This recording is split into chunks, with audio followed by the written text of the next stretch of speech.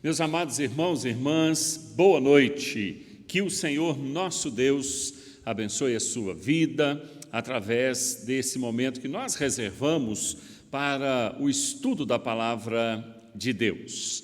Não é bom estar com a igreja vazia, mas eu louvo a Deus por esse privilégio que nós temos de poder proporcionar e produzir um estudo bíblico para que você aí na sua casa tire esse tempinho, ore a Deus e estude a palavra do Senhor juntamente conosco. Nós vamos estudar hoje a respeito do culto religioso e do domingo. O momento é muito oportuno para que possamos estudar este assunto, à luz do nosso símbolo de fé, da Confissão de Fé de Westminster, tá bom? Nós estamos também preparando um estudo a respeito do milênio, as correntes milenistas que nós temos, tá bom? Mas isso demanda um pouquinho mais de tempo.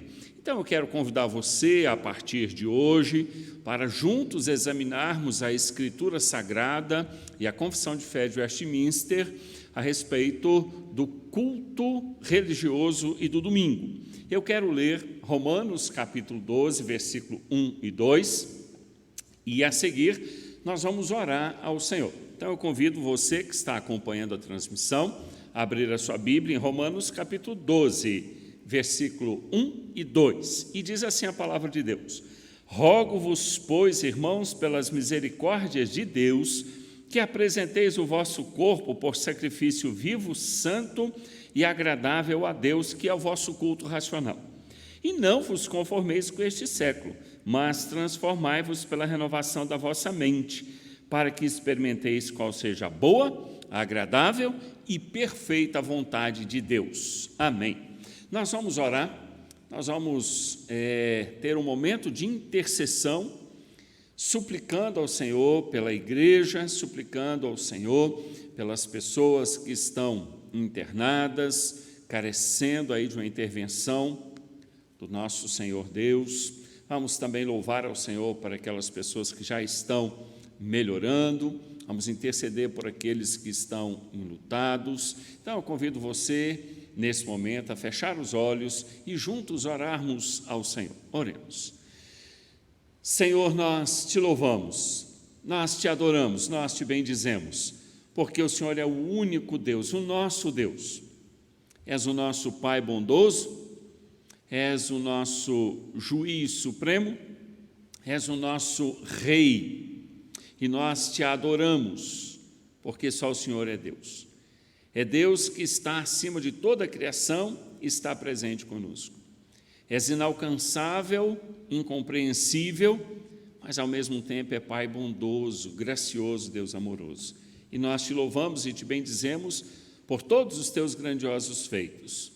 Nesse momento, ó Deus, nós te louvamos pela bênção de irmãos que estão se recuperando, ó Pai, não só da Covid-19, mas outras enfermidades, se recuperando de cirurgia, se recuperando, ó Deus, de situações adversas, e nós tributamos isso à bondade e à misericórdia do Senhor para conosco.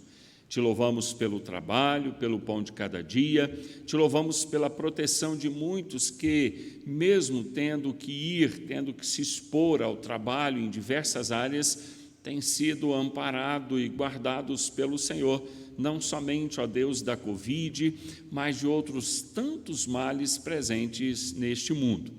Nós, ó Deus, rogamos ao Senhor por todos aqueles que estão enlutados, ó Deus, que não puderam nem se despedir dos seus entes queridos, que o consolo do Teu Espírito Santo seja sobre eles. Também, ó Deus, o sustento em todas as áreas da vida. Nós rogamos, ó Deus, por aqueles que estão em tratamento de qualquer enfermidade, rogamos pelos médicos que estão trabalhando arduamente, se dedicando e se expondo ao mesmo tempo, que o Senhor continue, ó Deus, sendo misericordioso, porque nós confiamos na misericórdia, na graça e no poder do Senhor. Quanto a nós, ó Deus, que o nosso coração seja renovado, que possamos nos alegrar com a bênção, ó Deus, de podermos em casa abrir as Escrituras para a leitura diária, para a oração. Fala ao nosso coração, traga ao teu povo instrução, Traga ao teu povo santificação, crescimento e amadurecimento na fé. Aviva a tua obra em nosso coração e dá-nos, ó Deus, disposição dobrada para viver a vida cristã, glorificando ao Senhor e servindo ao Senhor em todo o tempo. Em Cristo Jesus, teu Filho, nosso Senhor e Salvador, nós oramos. Amém. Pois bem, meus irmãos, nós lemos Romanos capítulo 12, versículos 1 e 2. O apóstolo Paulo aqui, ele fala especificamente da nossa nova vida em Cristo, que é uma vida de serviço amplo a Deus. Tanto o serviço cultico, quando nós nos reunimos publicamente com os nossos demais irmãos em Cristo, quanto também o culto doméstico, o culto individual, e isso engloba tudo, o nosso ir e vir, a adoração que nós oferecemos ao Senhor em todas as áreas da nossa vida. Em Cristo, nós não temos mais a forma do mundo, nós não temos mais a conduta do mundo. Nós temos uma conduta de fé, de obediência e de serviço ao Senhor. Isso, então, passa pelo culto solene, passa pelo culto familiar, o culto individual, e passa para a nossa vida em todas as áreas, em todos os momentos. Assim, o crente vive nesse mundo servindo e glorificando ao Senhor. Como está sendo projetado aí, o nosso assunto, então, como eu já disse também, é o culto religioso e o domingo. É o que nós vamos tratar a partir de hoje. Então, cultuar a Deus é uma ordenança do Senhor em sua palavra, mas também é um privilégio dos crentes em Cristo. A partir da nossa conversão, o nosso coração, ele se torna desejoso de cultuar ao Senhor, de nos relacionarmos e de servirmos ao Senhor, tanto em culto solene quanto individualmente também. O nosso coração, ele se inclina à casa de Deus, ele se inclina ao Senhor, para que possamos servi-lo em todo o tempo, em todo lugar. Mas nós estamos vivendo dias que nós não pensamos, nós não imaginamos que passaríamos por essa situação que nós estamos vivendo.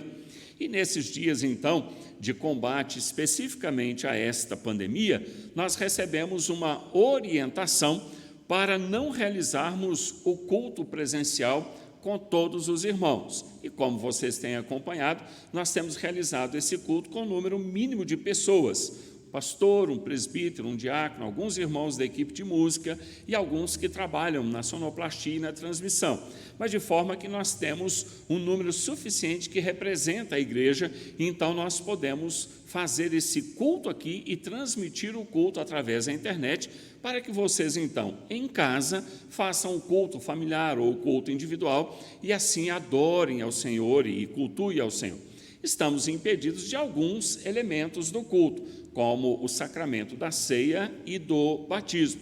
Os demais elementos nós estamos colocando na nossa ordem litúrgica. Então, diante dessa situação, que já vem desde o ano passado, alguns elementos que nós não temos respaldo na Escritura, e nem nos nossos símbolos de fé, e nem no nosso manual litúrgico, e nem no princípio de liturgia, como culto online ou ceia online. São situações e práticas que nós presenciamos e que elas ainda estão acontecendo, mas que nós não temos respaldo na Escritura para essas ações, né? Para essas atividades.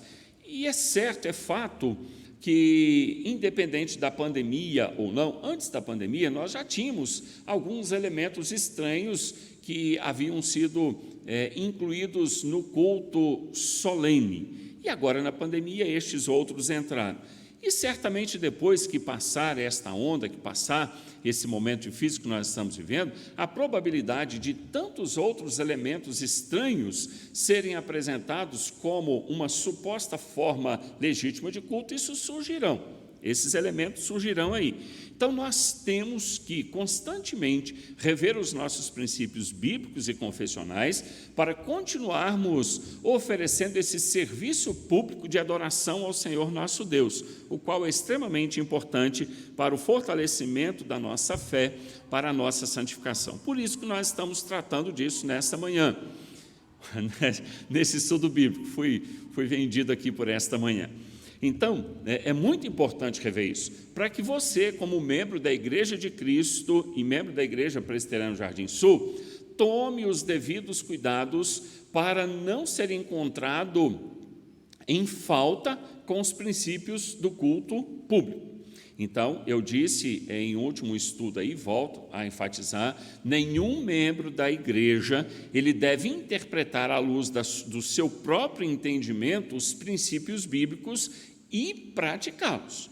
Nós precisamos interpretar os princípios bíblicos à luz da própria Escritura e dos nossos símbolos de fé, para mantermos uma prática bíblica de todos os princípios. No caso que nós estamos estudando nessa noite, do princípio do culto religioso. Então, nós encontramos uma gama de informações e instruções no Antigo Testamento que tratava exatamente de um culto que era sombra do que haveria de ser no Novo Testamento.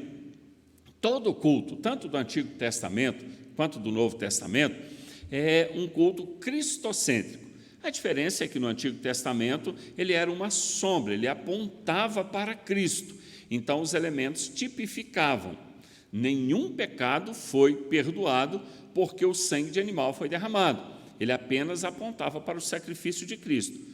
O derramamento do sangue de Cristo, sim, ele perdoa pecados. Então, a igreja do Antigo Testamento, ela existia em um mundo cheio de politeísmo, idolatria e várias formas de adoração criadas pelo próprio homem. E, certamente, eram abominações aos olhos de Deus, todas elas condenadas pelo Senhor nosso Deus. E é exatamente por isso que ele, então, decretou os 3 primeiros mandamentos que tratam de combater estes 3 pecados que há pouco eu citei: politeísmo, a idolatria e as formas de culto inventadas pelos próprios homens. Então, Êxodo capítulo 20, que nós estudamos recentemente, do versículo 3 até o versículo 6, nós temos ali não apenas a normatização, mas Deus decretando a única forma pela qual Ele aceita e exige ser adorado. Então, estes mandamentos, e nenhum outro mandamento, estes mandamentos, eles não são uma sugestão de Deus para o seu povo.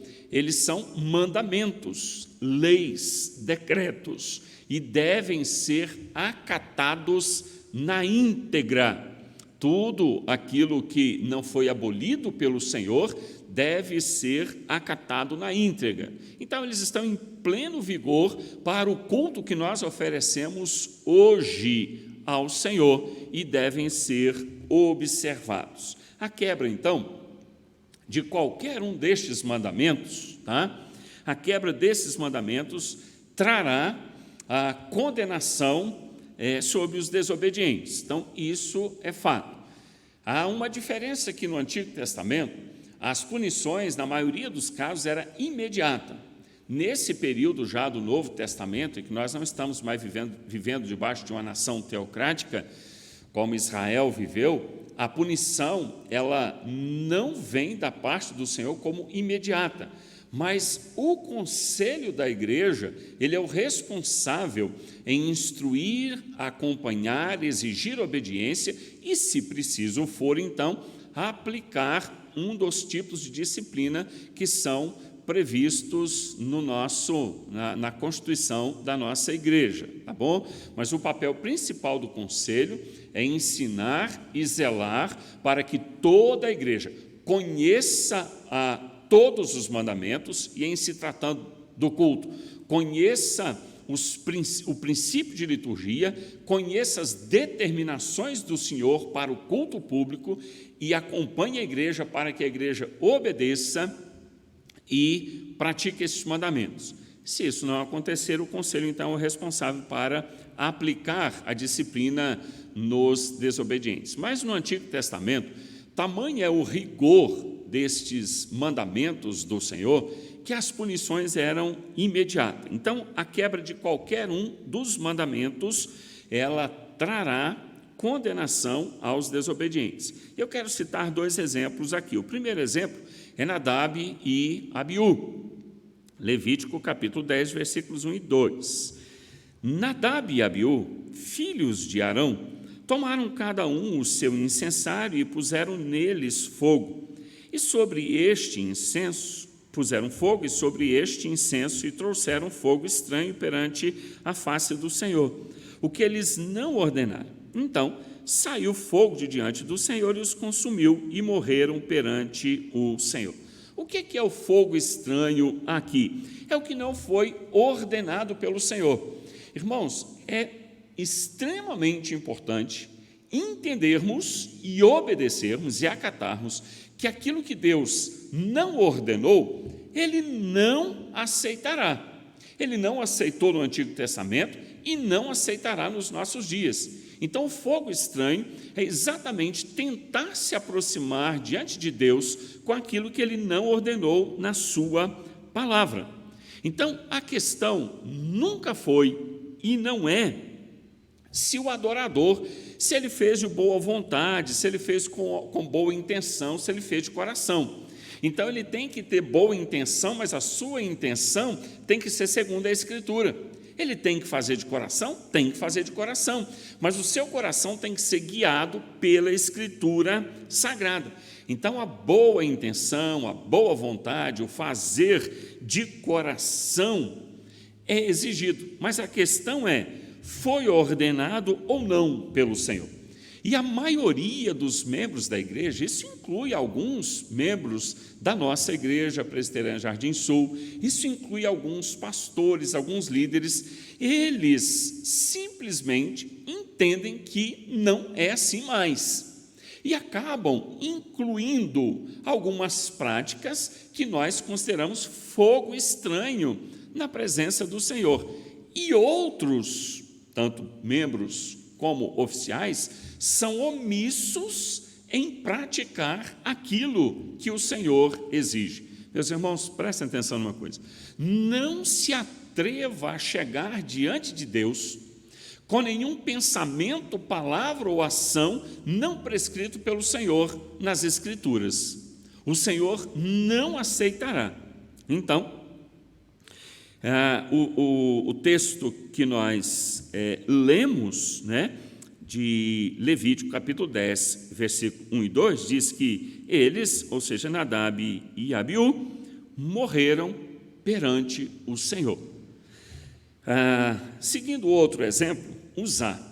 E esse também é um exemplo que mostra a seriedade, a severidade, mas ao mesmo tempo a justiça e a perfeição dos mandamentos do Senhor. Uzá, segundo Samuel, capítulo 6, versículos 6 e 7.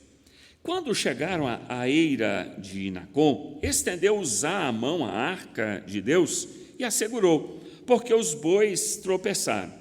Então a ira do Senhor se acendeu contra Uzá e Deus o feriu ali por esta irreverência e morreu ali junto à arca de Deus. A arca havia ficado uns 20 anos com os filisteus. Num primeiro momento, eles tentaram colocar a arca em um carro de boi e mandar esta arca de volta para Israel. E foram punidos e tiveram que oferecer holocaustos para que o Senhor livrasse eles daquela punição. E agora, quando a arca estava voltando, e ela estava voltando de modo errado, não deveria ser nesse carro com os bois, deveria ser nos ombros dos coatitas. Eles é quem haviam sido, e somente eles que haviam sido designados por Deus para transportar esta arca. E os israelitas não fizeram assim. Então, quando nós olhamos aqui para o texto, se nós considerarmos o contexto, eu vou ler pelo menos Números, capítulo 4, versículo 15, daqui a pouco, aparentemente, Uzá, ele agiu com boa intenção em segurar a arca para evitar a sua queda. Mas é muito importante notar que, em alguns casos, não importa se nós agimos com boa intenção ou não. Deixa eu dar um exemplo aqui de algo que não tem a ver com o culto propriamente. e são algumas reportagens que eu já vi, acredito que você também já viu. Às vezes acontece de algum cabo elétrico cair e ele está eletrocutado, e alguém está preso ali. E vem uma pessoa com boa intenção de tirar aquele que está preso e pega no cabo. E acaba, lamentavelmente, as duas pessoas chegando até a ir a óbito eletrocutadas. Então, essa é uma questão. Houve boa vontade, mas esse não é um princípio que pode ser aplicado. É preciso que se cumpra as regras para se tocar num cabo, que assim esteja. Então, na questão de usar, não adianta a boa intenção, é preciso de se obedecer rigorosamente o que Deus estabeleceu. Então, Números 4:15 diz assim: havendo, pois, Arão e seus filhos, ao partir o arraial, acabado de cobrir o santuário e todos os móveis dele, então os filhos de Coate virão para levá-lo, mas nas coisas santas não tocarão, para que não morram. São estas as coisas da tenda da congregação que os filhos de Coate devem levar. Então, Arão e os seus filhos deveriam cobrir tudo. Os filhos de Coate, eles simplesmente iriam transportar. Essa era a determinação do Senhor. Os filhos de Coate não deveriam nem olhar, era só transportar sobre os ombros. Uzá sabia disso. Uzá não deveria jamais ter estendido a mão àquela arca. Então, esta é uma questão, a questão de culto é uma questão de determinação ao Senhor nosso Deus. Eu não posso simplesmente, por uma situação adversa que surgiu, vamos fazer a ceia online, cada um na sua casa, sirva o seu pão, o vinho. Eu não tenho princípio bíblico, eu tenho princípios para ficar um tempo sem a ceia, mas eu não tenho e eu não posso, quer seja por boa vontade, estabelecer um princípio sozinho. São assuntos que precisam de ser discutidos amplamente no concílio maior da igreja, e então, depois de discutido, eles vão baixar determinações à igreja. Nós, como igreja local, não podemos nem incluir e nem subtrair qualquer dos elementos litúrgicos que já são estabelecidos na palavra de Deus e constam no nosso princípio de liturgia. Então, diante da situação que nós estamos enfrentando, por exemplo, nessa noite, a igreja vazia, domingo de manhã nós também estamos com a igreja vazia, à noite o número mínimo de pessoas, então é muito importante e a hora é oportuna para então revermos o nosso princípio bíblico, confessional, de culto ao Senhor, para não cairmos no erro pecaminoso de oferecermos fogo estranho na presença do Senhor. Ou seja, de incluirmos um princípio de liturgia que não está estabelecido na Escritura ou subtrairmos alguma coisa que está estabelecido e não pode ser subtraída. Então, cabe ao conselho da igreja local ou aos conselhos das igrejas locais a responsabilidade de instruir e acompanhar o rebanho, suprindo as suas necessidades, sem contrariar a Escritura, sem desobedecer o mandamento do Senhor. E cabe a todos os membros da Igreja Presbiteriana, Jardim Sul, conhecer estes mandamentos e acatar rigorosamente esses mandamentos. A quebra deles, quer por falta de conhecimento ou propositalmente, isso implica em desobedecer ao Senhor nosso Deus. Seguindo aqui, então, o que é o culto? Para muitas pessoas é um momento de você se sentir bem, é um momento de você se alegrar, é um momento de você cantar, se distrair. O que é o culto? Nós nos sentimos bem no culto? Nos sentimos bem. Mesmo que recebamos da parte do Senhor uma mensagem que nos confronte, mesmo que algum cântico, algum hino possa confrontar o nosso pecado. Às vezes nós nos entristecemos para depois nos alegrarmos. Às vezes nós nos alegramos e aqui nós nos confraternizamos e nós cantamos e nós oramos e nós choramos de alegria, nós choramos de tristeza. Todas essas coisas, elas acontecem no culto. Mas o que é o culto? O culto, ele é um encontro de Deus com o seu povo. O culto é um encontro de Deus com o seu povo. Não se preocupe com o local, porque isso nós falaremos mais para frente. Já adianto que o que vai configurar o culto é o povo reunido, não o local fisicamente. Pode acontecer num templo construído, fora do templo, em qualquer lugar. O que nós precisamos é da igreja, do povo de Deus reunido. Então, o culto é um encontro de Deus com o seu povo. E o povo do Senhor presta-lhe o serviço de adoração, um serviço de adoração pública. O mundo precisa ver o povo que o Senhor Jesus Cristo comprou com seu precioso sangue, esse povo reunido em nome do Senhor, na presença do Senhor, adorando o Senhor. Tá? Então, Êxodo, capítulo 5, versículo 1 e 3, depois que o Senhor apareceu a Moisés, chamou Moisés e enviou Moisés ao Egito com a seguinte ordem: eles tinham que falar a Faraó o seguinte, capítulo 5, versículo 1 de Êxodo. Depois foram Moisés e Arão e disseram a Faraó: assim diz o Senhor, Deus de Israel, deixa ir o meu povo para que me celebre uma festa no deserto. Versículo 3. Eles prosseguiram: o Deus dos hebreus nos encontrou. Deixa-nos ir, pois caminho de 3 dias ao deserto, para que ofereçamos sacrifícios ao Senhor nosso Deus, e não venha ele sobre nós com pestilência ou com espada. Deus, ele resgataria o seu povo do Egito, de um lugar idólatra, de um lugar de muitas religiões, exceto a única e verdadeira religião, de um lugar de muitos deuses, exceto o único Deus vivo e verdadeiro, e Deus vai resgatar esse povo de lá e levar esse povo ao deserto para que ali eles cultuassem a Deus segundo o estabelecido por Deus na sua palavra, na sua lei. Então, o resgate do povo de Israel do Egito para o deserto, para que lá cultuassem a Deus, ilustra exatamente esse culto que nós oferecemos a Deus, João. Ilustra exatamente isso.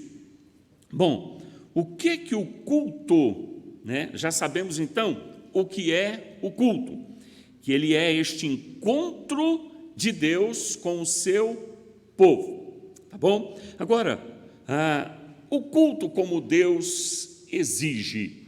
Como que é o culto como Deus exige? Então, nós vamos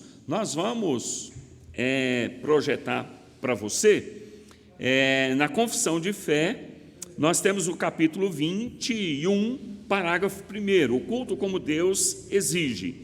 Então, está escrito assim: a luz da natureza mostra que há um Deus que tem domínio e soberania sobre tudo, que é bom e faz o bem a todos, e que, portanto, deve ser temido, amado, louvado, invocado, crido e servido de todo o coração e de toda a alma e de toda força.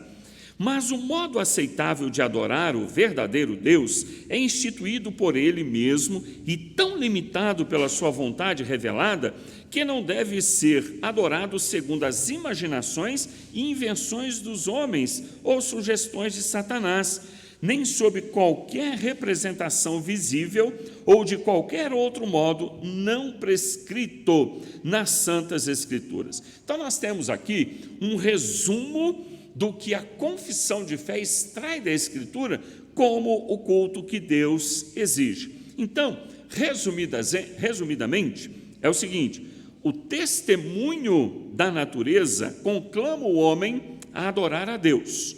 Primeiro, a luz da natureza mostra que há um Deus que tem domínio e soberania sobre tudo. E este Deus é bom e faz o bem a todos. E, portanto, deve ser temido, amado, louvado, invocado, crido e servido de todo o coração e de toda a alma e de toda força. Então, nós temos em toda a criação O Senhor Deus, Ele implantou um testemunho na criação que conclama todo homem a dar glórias a este único Deus vivo e verdadeiro. Veja que nós não estamos dizendo, e a Escritura, e muito menos os nossos símbolos de fé, eles não dizem que este testemunho é para salvação. Este testemunho é suficiente para que o homem não se engane com respeito à divindade. Só existe um Deus, e este Deus tem que ser crido, este Deus tem que ser glorificado. Com respeito à salvação, é o testemunho da Escritura. Então, o texto de Romanos, capítulo 1, versículo 19 até o versículo 21, Paulo trata exatamente disso. Todo homem deve glorificar a Deus, todo homem deve reconhecer um único Deus como Deus existente e não vários deuses. Então, Romanos 1, 19 a 21. Porquanto, o que de Deus se pode conhecer é manifesto entre eles, porque Deus lhes manifestou. Porque os atributos invisíveis de Deus, assim o seu eterno poder, como também a sua própria divindade, claramente se reconhecem desde o princípio do mundo, sendo percebidos por meio das coisas que foram criadas. Tais homens são, por isso, indesculpáveis. Então, preste atenção. Porque, tendo conhecimento de Deus, não o glorificaram como Deus, nem lhe deram graças. Antes se tornaram nulos em seus próprios raciocínios, obscurecendo-se-lhes o coração insensato. E também o Salmo 19, do versículo 1 até o versículo 6, o salmista Davi ali, ele fala que os céus proclamam a glória de Deus.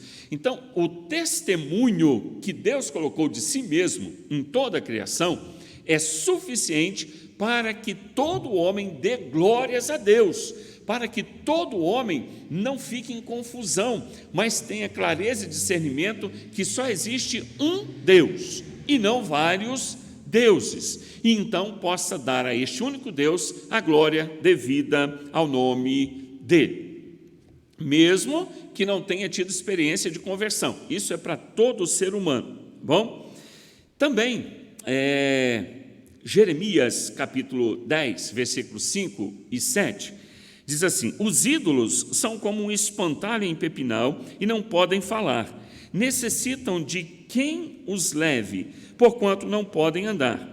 Não tenhais receio deles, pois não podem fazer mal, e não está neles o fazer o bem. Ninguém é semelhante a ti, ó Senhor. Veja que Jeremias fala, fazendo essa comparação, ele mostra a falha dos ídolos, dos falsos deuses, são totalmente mortos. Aí ele diz: ninguém há semelhante a ti, ó Senhor, tu és grande, e grande é o poder do teu nome. Quem te não temeria a ti, ó Rei das nações? Pois isto é a ti devido, porquanto entre todos os sábios das nações e em todo o seu reino, ninguém é semelhante a ti. Portanto, a palavra do profeta Jeremias é: quem não temeria a ti, ó Rei das nações? Mostrando claramente que o testemunho que o Senhor colocou de si mesmo em toda a criação é eficaz para que o homem não seja enganado com respeito à existência de um só Deus vivo e verdadeiro. Portanto, o testemunho que Deus implantou em toda a criação conclama o homem a cultuá-lo. Daí a importância, irmãos, de nós oferecermos esse culto público, de termos um lugar onde o povo de Deus se reúne, e de termos o povo de Deus reunido, quer seja nesse lugar onde que nós temos reservado ao culto, quer seja em qualquer lugar público, mas o povo de Deus reunido cultuando ao Senhor é um testemunho para que todo homem que ainda não experimentou a conversão, para que ele seja exortado de que só existe um Deus, e ele sabe disso, e esse Deus tem que ser crido, buscado, adorado e servido. Mas nós também temos o testemunho da Escritura conclamando o povo de Deus a adorá-lo. Em toda a Escritura nós temos um chamado à adoração ao Senhor Deus. E esse chamado é um chamado para o povo de Deus, porque a Escritura é a revelação de Deus, especialmente ao seu povo, através da Escritura, Deus fala especialmente, particularmente ao povo dele. Então, nós temos inúmeros textos, inúmeras passagens que nos conclama este culto. Eu li no início Romanos 12, mas eu quero ler aqui apenas três textos aqui. Salmo 95, versículo 1 a 7. Vinde, cantemos ao Senhor com júbilo, celebremos o rochedo da nossa salvação, saiamos ao seu encontro com ações de graças, vitoriemo-lo com salmos, porque o Senhor é o Deus supremo e o grande Rei acima de todos os deuses. Nas suas mãos estão as profundezas da terra e as alturas dos montes lhe pertencem. Dele é o mar, pois ele o fez, obra de suas mãos os continentes. Vinde, adoremos e prostremo-nos, ajoelhemos diante do Senhor que nos criou. Ele é o nosso Deus e nós, povo do seu pasto e ovelhas de sua mão. Então, há um convite, o Senhor ele nos conclama a uma adoração, com cântico, com júbilo, com alegria. O culto ao Senhor é assim, ele expressa a nossa satisfação no Senhor.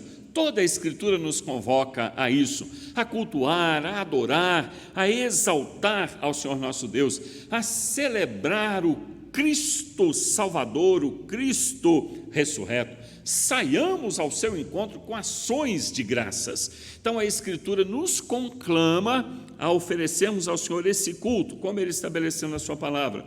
Outro texto, Salmo 100, celebrai com júbilo ao Senhor todas as terras, servi ao Senhor com alegria, apresentai-vos diante dele com cântico, sabei que o Senhor é Deus, foi ele quem nos fez e dele somos o seu povo e rebanho do seu pastoreio. Entrai por suas portas com ações de graças e nos seus atos com hinos de louvor, rendei-lhe graças e bendizei-lhe o nome, porque o Senhor é bom, a sua misericórdia dura para sempre e de geração em geração a sua fidelidade.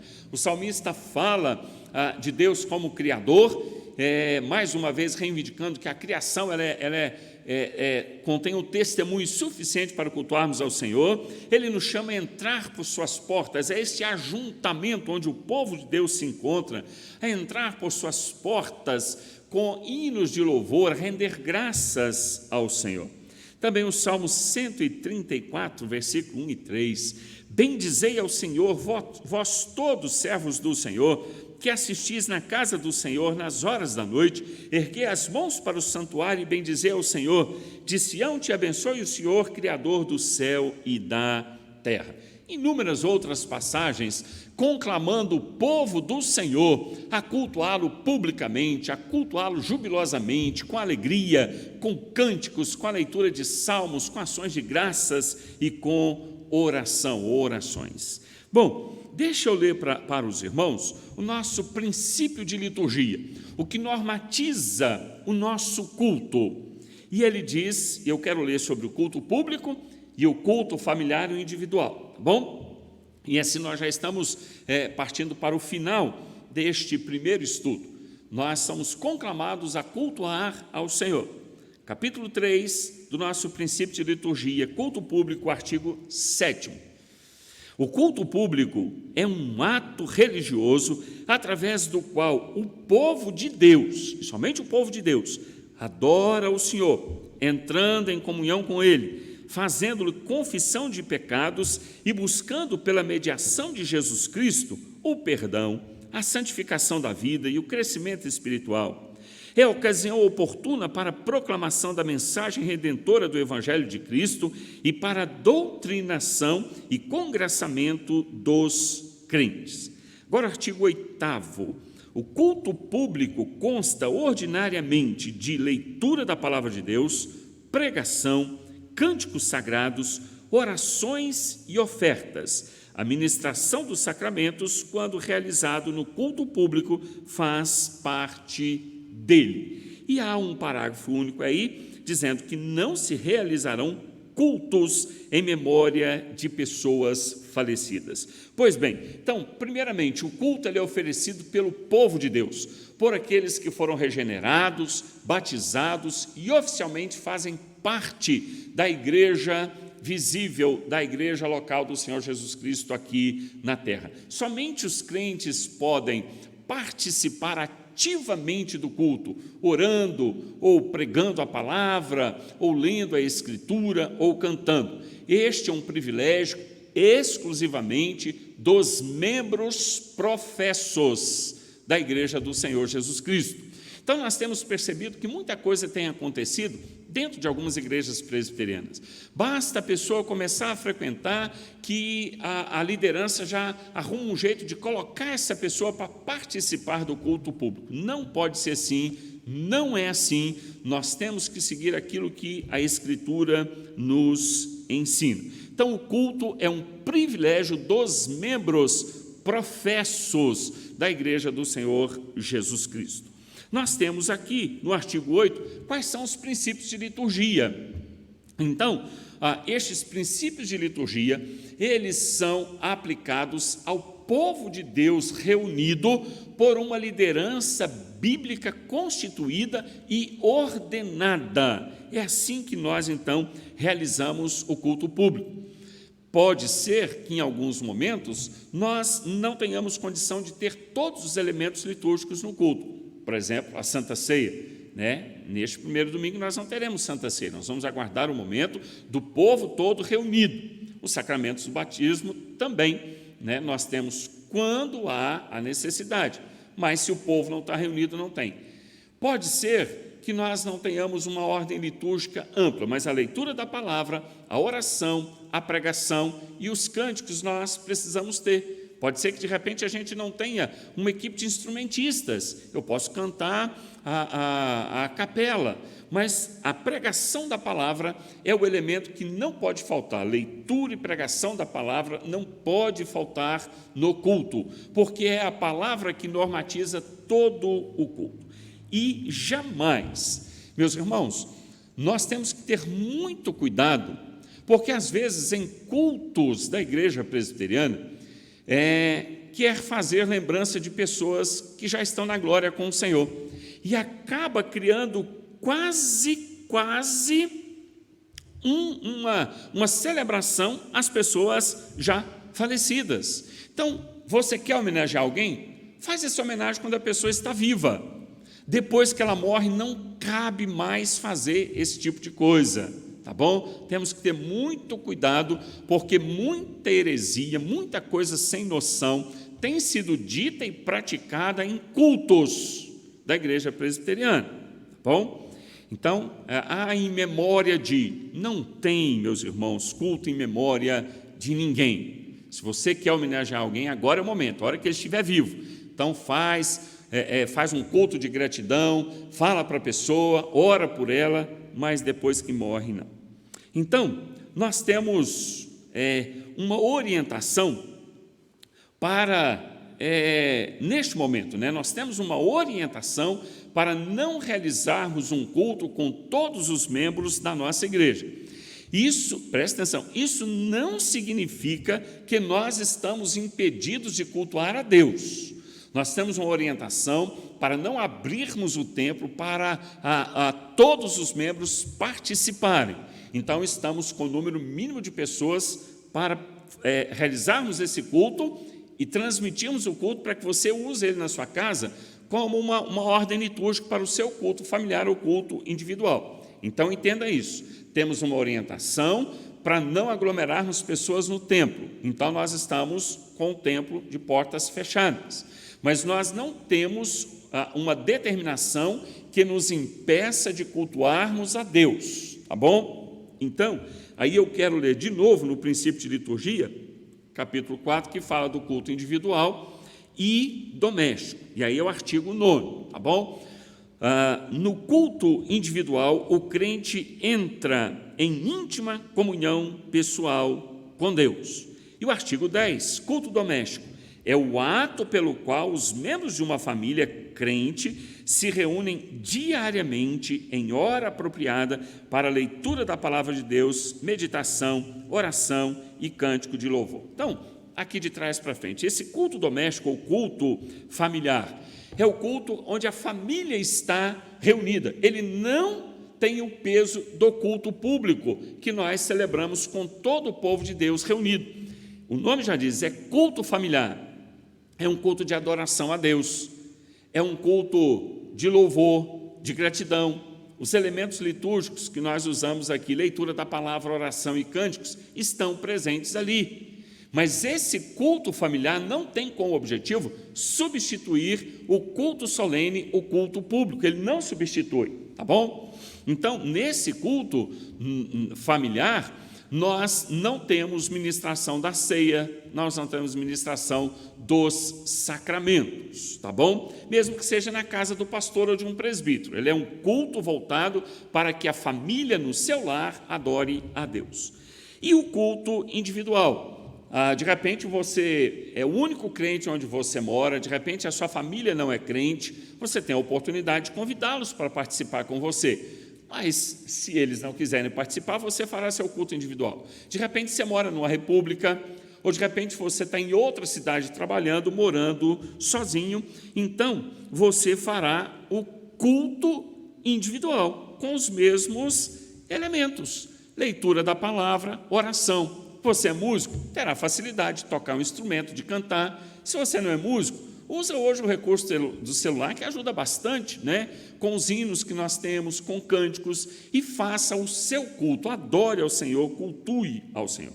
Então, oferecer culto a Deus é sempre um privilégio para os crentes, é determinação da palavra de Deus, mas é um privilégio para os crentes. Nós cultuamos a Deus em culto solene, publicamente, cultuamos Ele em culto familiar ou individualmente, mas nós sempre desejamos o culto, nós buscamos, preparamos, organizamos e servimos ao Senhor cultuando a Ele. Este é um privilégio dos crentes e quando nós estamos numa situação como essa, nós sentimos muita falta do povo reunido, mas não estamos impedidos de cultuar. Então seja zeloso aos domingos, reúna a sua família e faça o culto familiar, acompanhando a transmissão aqui da igreja. Faça o seu culto individual, adore ao Senhor, cultue ao Senhor.